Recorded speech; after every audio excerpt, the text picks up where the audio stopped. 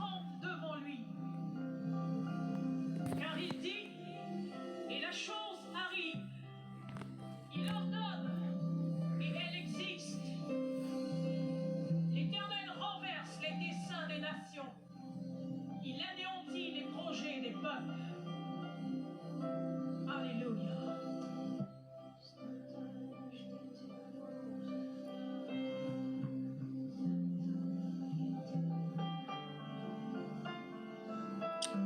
Alléluia. Oh, Alléluia. Alléluia. Alléluia. Shalom, shalom, shalom. Chère famille, Rehoboth, Alléluia. Ce matin encore, nous sommes là au pied du Maître, à chercher sa face. Nous venons à lui le visage découvert, afin qu'il nous fasse grâce, afin qu'il nous modèle, lui le divin potier, afin qu'il nous parle, qu'il nous fasse grâce, au nom de Jésus. Je vous salue dans le nom précieux de notre Seigneur Jésus-Christ.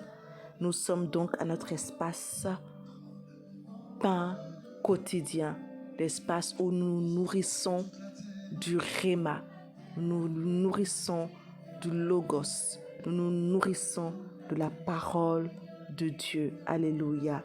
Amen. Et ce qui est merveilleux dans ce mois de janvier, c'est que depuis le début de ce mois de janvier, nous sommes en train d'étudier un thème qui est le suivant, enfant du jour. Et nous avons parlé tout le long de la semaine dernière du jour de l'Éternel, un jour de fureur, un jour imminent, un jour de vengeance, un jour de jugement, un jour de stupeur. Alléluia. Cette semaine, nous sommes en train d'étudier le jour du souverain. Amen.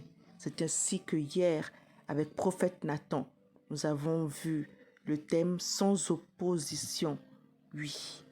Qui sommes-nous pour nous opposer au dessein de Dieu? Qui sommes-nous pour nous opposer à la volonté de Dieu, au plan de Dieu? Ce matin, bien-aimés, avec moi, votre sœur, nous allons étudier le thème entre ses mains. Entre ses mains. Toujours le thème de la semaine, le jour souverain, et le sous-thème, c'est entre ses mains. Et sans plus tarder, nous allons reprendre nos Bibles dans le livre de Jérémie. Jérémie, chapitre 18, le verset 6. Et je vais lire la parole de Dieu avec respect et considération. Jérémie, chapitre 18, le verset 6 va dire ceci. Ne puis-je pas agir envers vous comme ce potier, maison d'Israël, dit l'Éternel. Voici, l'argile est dans la main du potier. Voici comme l'argile est dans la main du potier, ainsi vous êtes dans ma main, maison d'Israël. Alléluia. Dieu va s'adresser à son peuple dans ce verset. Dieu s'adresse à son peuple que nous sommes. Le Saint-Esprit va parler et va s'adresser à un enfant de Dieu, va s'adresser à un fils, à une fille. Amen. Ou alors, je peux même dire, va s'adresser à un enfant en train de devenir fils de Dieu. Amen. Et Dieu va employer, va se comparer, il va utiliser la comparaison. Amen. Cette figure de style, il a dit que nous sommes comme c'est un comparatif. Amen. Comme l'argile donc est dans la main du potier, Dieu va se comparer à un potier. Amen.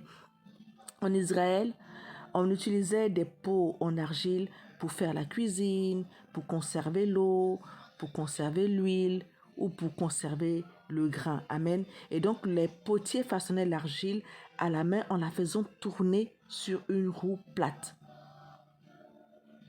Et c'était un travail très important, la place du potier était très importante. Le travail du potier était très important parce qu'on avait toujours besoin de beaucoup de pots dans toutes les maisonnées en Israël. Chaque pièce avait des pots, présence des pots dans toutes les pièces de la maison parce que, je vous l'ai dit, les pots servaient à conserver l'eau, à conserver l'huile, à conserver le grain. Amen. C'est dans un pot.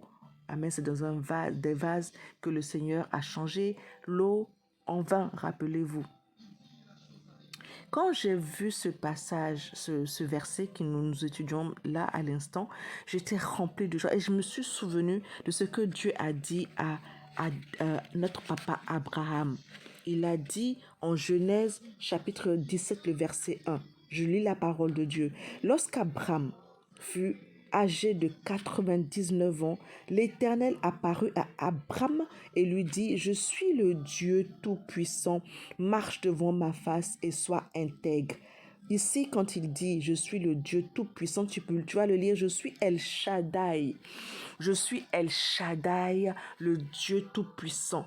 Marche devant moi et sois intègre. Là, Dieu va rappeler sa souveraineté à notre Père Abraham. Amen. C'est pour ça que je vous ai dit, ce message s'adresse à un enfant en train de devenir fils. Amen.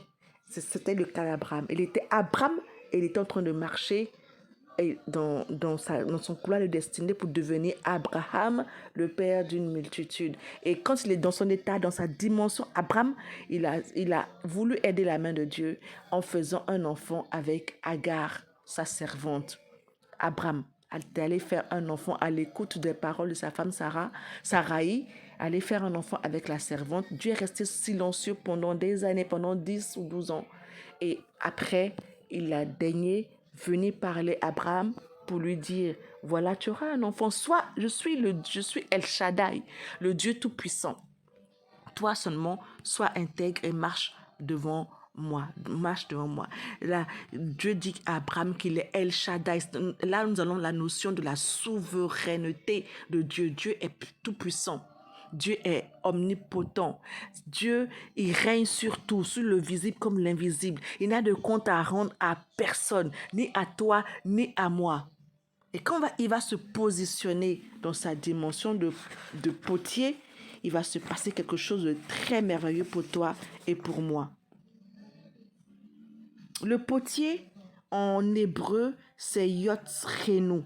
Yotzrenu, le potier. Et je lis la parole de Dieu. Ésaïe 64, le verset 7. Cependant, ô Éternel, tu es notre Père. Nous sommes l'argile et c'est toi qui nous as formés. Nous sommes tous l'ouvrage de tes mains. Amen.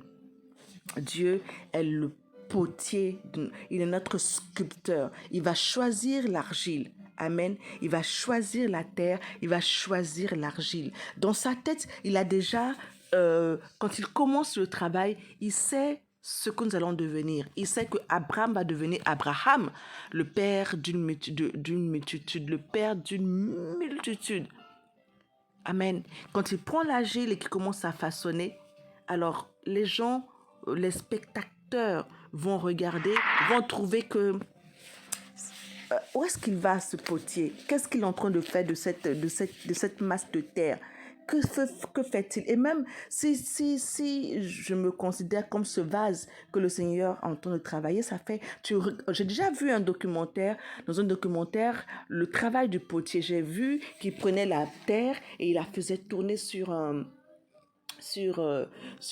plat et qui tournait, puis après il façonnait, ça donnait une forme, et quand ça ne lui plaisait pas, il recommençait, et après il taillait, après il arrondissait. En tout cas, c'est quelque chose de douloureux.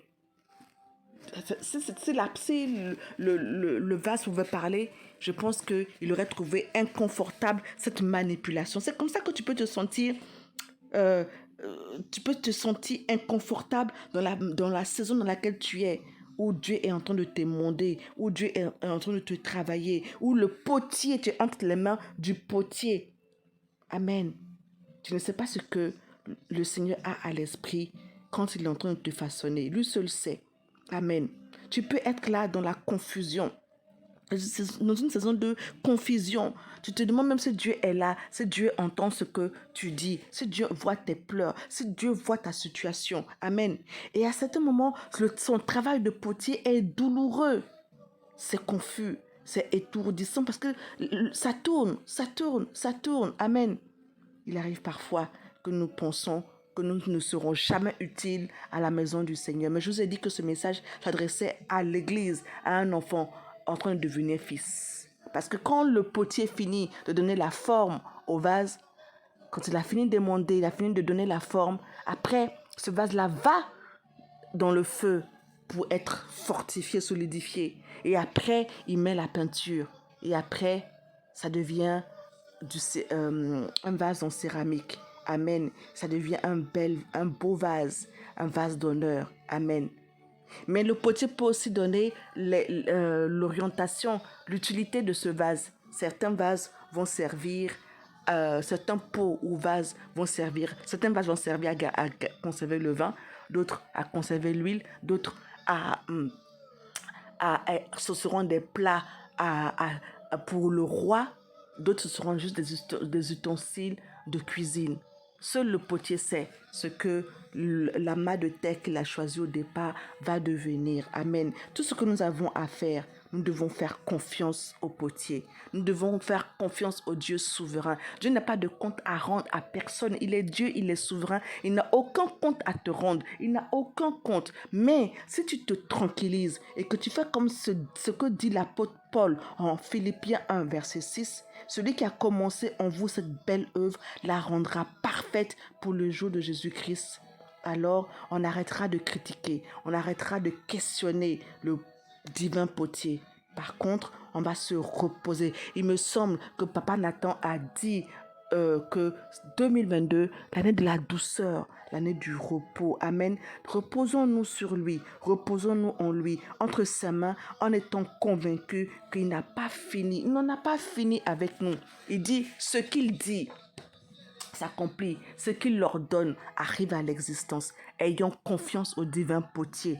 Laissons-nous façonner, même si c'est douloureux. Amen. Tu vas faire cette prière avec moi. Seigneur, merci parce que tu ne m'abandonnes pas. Merci parce que tu me modèles pour que je ressemble à la personne que tu désires que je sois. Aide-moi à faire preuve de patience et à croire en toi, même quand le modélage fait très mal. Au nom de Jésus, j'ai prié, nous avons prié. Amen.